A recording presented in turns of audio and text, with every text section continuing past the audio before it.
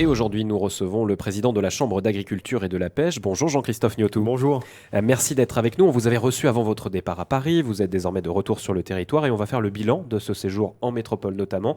Séjour qui avait débuté par le Salon international de l'agriculture. Une présence à minima de la Nouvelle-Calédonie, on peut le dire. Quel bilan vous en tirez ? Oui, effectivement, nous avons été présents au sein de la plus grande ferme d'Europe, parce que sur une semaine, c'est 600 000 visiteurs qui viennent porte de Versailles pour découvrir l'agriculture de l'Hexagone, mais aussi de l'Outre-mer.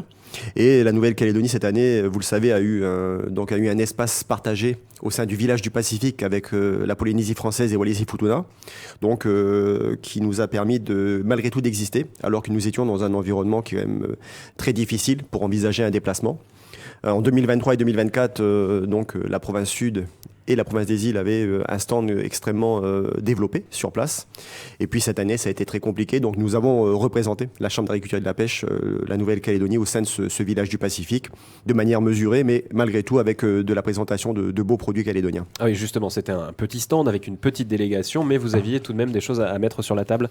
Oui, une petite délégation. Nous étions 4 de la Chambre d'agriculture et de la pêche, donc mon vice-président Rudy de Villers et un élu Jean-Philippe Bougaud, ainsi que mon directeur général. Mais il y avait aussi donc le président de la commission agricole et pêche du Congrès, Lionel Brinon, qui était présent qui représente aussi l'OCEF, vous savez. Et donc on a pu présenter les produits, des produits qui avaient été mis à disposition de la part de la province sud, donc des restes de produits, notamment des épices, des vanilles, etc., qui étaient là depuis le salon 2024, et aussi des produits frais fournis donc par l'OCEF, de la viande bovine, par la SOPAC des crevettes et par Pescana du thon, qui ont pu être travaillés par une chef polynésienne installée à Paris, qui faisait des animations culinaires sur le stand que nous partagions avec Polynésie et Wallis. Et une nouvelle fois, les produits calédoniens ont été salués, puisqu'il y a même eu une médaille d'or au concours général agricole. Oui, c'est toujours quelque chose d'exceptionnel, une médaille d'or au concours général agricole de Paris. Donc la Casse du Miel à Lifou a bénéficié de cette médaille. D'ailleurs, je leur remettrai le week-end prochain au marché de Ducos directement. J'ai eu le plaisir de la récupérer en leur nom. Et puis le président du concours général agricole sera présent. Il nous l'a annoncé cette année à la foire de Bourail pour voir un petit peu les produits locaux et puis peut-être nous donner quelques conseils pour faire de meilleurs résultats l'année prochaine. Bon, il y a eu 26 médailles d'or pour tout l'outre-mer, essentiellement sur des produits comme le rhum ou les vanilles et donc ce miel calédonien qui a été primé. Et vous savez, une médaille sur un miel calédonien, c'est l'ensemble de la filière apicole calédonienne qui est mise en avant, donc c'est une très très bonne chose. Alors au-delà de mettre en avant le savoir-faire, il y a aussi des débouchés commerciaux, puisque ça permet de vendre plus, ça vous l'avez constaté ? Sur place, c'est un salon qui génère quand même beaucoup de chiffres d'affaires en termes de distribution. Les exposants qui sont sur place développent leurs ventes au sein du salon, mais aussi développent des réseaux commerciaux qui peuvent s'étendre tout au long de l'année en France et en Europe. Donc c'est une très bonne chose. Et puis c'est l'occasion aussi pour nous d'avoir mis en avant, vous savez, au sein du village du Pacifique, la création de la fédération dont nous avons parlé. Oui, alors justement, vous étiez ensemble, la Nouvelle-Calédonie, Wallis-et-Futuna et la Polynésie française sur le même stand, mais il y a un rapprochement qui va au-delà de l'entraide cette année, puisque c'était difficile pour la Nouvelle-Calédonie de venir au salon de l'agriculture à Paris. C'est que vous vous êtes fédérés, même la fédération donc, des chambres d'agriculture et de la pêche du Pacifique, c'est bien ça? Quel est le but? Tout à fait, donc au lendemain du salon 2024, le premier objectif que nous avions, les 3 territoires, c'était d'avoir un stand commun. Donc mes collègues de Polynésie et Wallis étaient venus en Nouvelle-Calédonie, nous avions rencontré à l'époque la province sud pour expliquer quel était ce projet de faire un stand en commun. Et puis très rapidement, on s'est rendu compte que nous avions des objectifs pour nos agricultures et nos pêches et pour l'alimentation de nos territoires qui étaient les mêmes. Vous savez, on a 3 territoires du Pacifique qui ont les mêmes problématiques, notamment d'importation massive de leur alimentation et de problématiques de santé publique, avec des taux de diabète, d'obésité, etc. qui sont très élevés. Donc un problème d'alimentation, ça c'est un constat de base que nous partageons tous les 3. Et donc du coup, on a voulu aller plus loin et monter des projets communs et très très rapidement s'est présentée l'idée de créer une fédération des chambres d'agriculture et de la pêche du Pacifique avec des objectifs communs qui sont très, très concrets et qui nous permettent justement à 3, on est toujours plus fort, d'aller pouvoir discuter avec les ministères parisiens notamment parce que la plupart des dispositifs développés par les ministères de l'Agriculture ou de l'Outre-mer sont essentiellement tournés vers les départements d'Outre-mer puisque nous avons dans nos collectivités l'autonomie et donc l'autonomie de gestion, notamment de l'agriculture et de l'alimentation. Et puis aussi de pouvoir négocier des projets au niveau de l'Europe. Donc nous étions également à Bruxelles le lundi qui a suivi le salon pour discuter du prochain programme européen pour la zone. Donc l'idée pour nous, c'est de créer des projets qui sont en commun et aussi de pouvoir discuter relations commerciales, parce que c'est paradoxal. Nous avons 3 territoires qui sont là dans le Pacifique et qui ont très peu de relations commerciales, et notamment de relations commerciales en termes alimentaires. Et donc, nous avons des projets là-dessus aussi. Et donc, dès ce déplacement-là, vous êtes partis ensemble discuter avec les différents interlocuteurs à Paris? Tout à fait. Le Salon de l'agriculture, c'est d'abord une vitrine, comme je vous l'expliquais, mais c'est aussi le lieu névralgique pour toute l'agriculture et la pêche pendant une semaine. C'est là que se concentrent bien évidemment tous les hommes et femmes politiques de l'Hexagone, mais surtout les directions des différents services et des différents ministères. Donc nous avons eu des réunions, des colloques, des conférences et des réunions très privées pour pouvoir discuter donc, de l'avenir de cette fédération et des projets que nous allons mettre en place.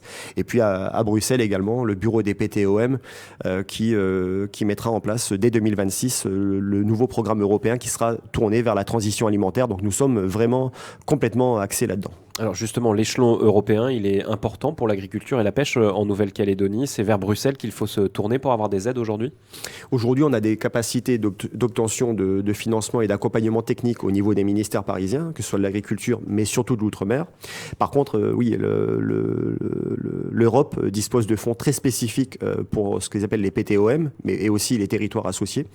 Donc paradoxalement, on ne bénéficie pas des aides directes dont bénéficient les départements d'outre-mer, mais on a des dispositifs qui le permettent. Donc c'est pour ça que nous sommes allés les rencontrer directement à Bruxelles.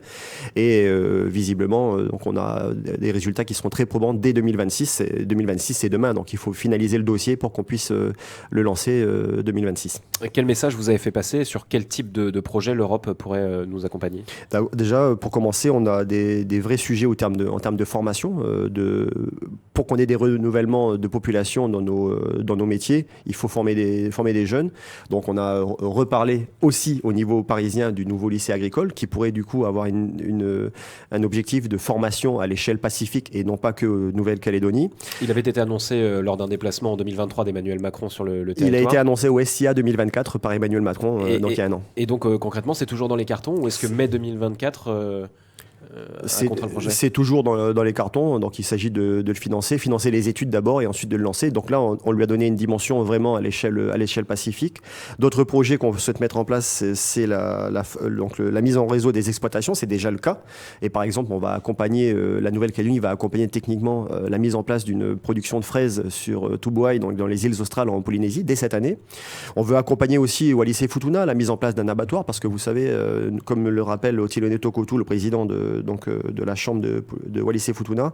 À Wallis, il y a 11 000 habitants et 30 000 porcs, mais il n'y a pas d'abattoir. Donc tous les porcs consommés hors coutume, qui passent dans les commerces et les boucheries, sont importés, et notamment d'Europe. Donc là, on a aussi une capacité, c'est le troisième volet, c'est les relations commerciales.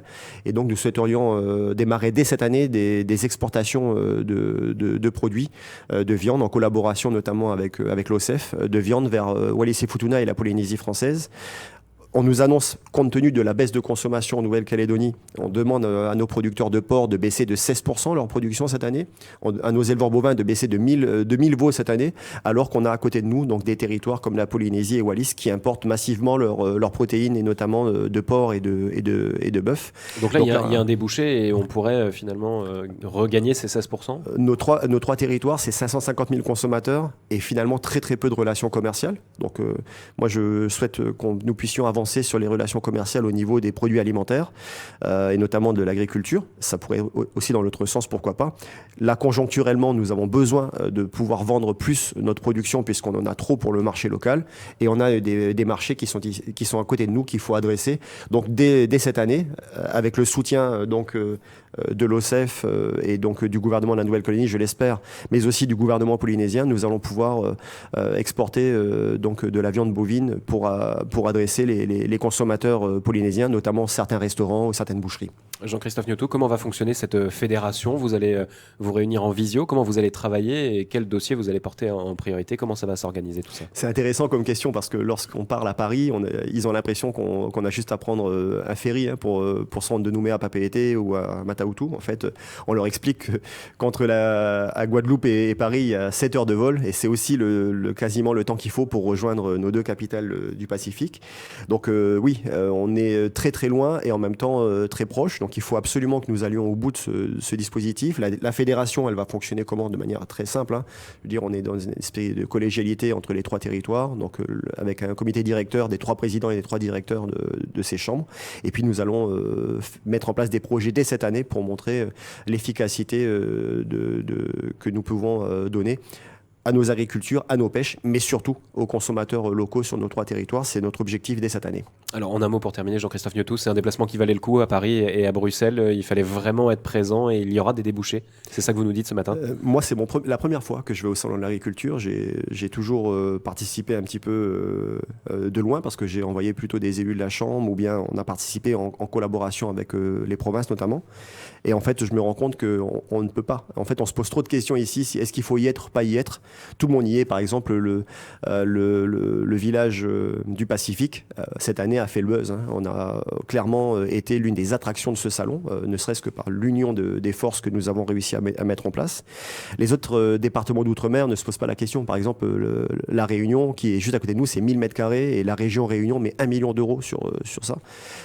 C'est un espace, c'est la plus grande ferme d'Europe, tout le monde y est. Obtenir des médailles au Salon de l'Agriculture, c'est une garantie de succès commercial à venir. Donc oui, nous allons dès à présent préparer le déplacement 2026 et donc nous rendre auprès des provinces notamment pour faire le débriefing de ce qui s'est passé, l'agence rurale également, l'OCEF, et puis d'autres partenaires qui souhaiteraient participer l'année prochaine, Ercalin, etc.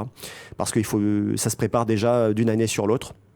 Et donc on va déjà préparer le prochain déplacement et pour cela expliquer en quoi cette présence est nécessaire et utile pour nos agricultures, pour nos pêches et pour nos consommateurs. Merci beaucoup Jean-Christophe Gnoto d'avoir été avec nous ce matin. Merci.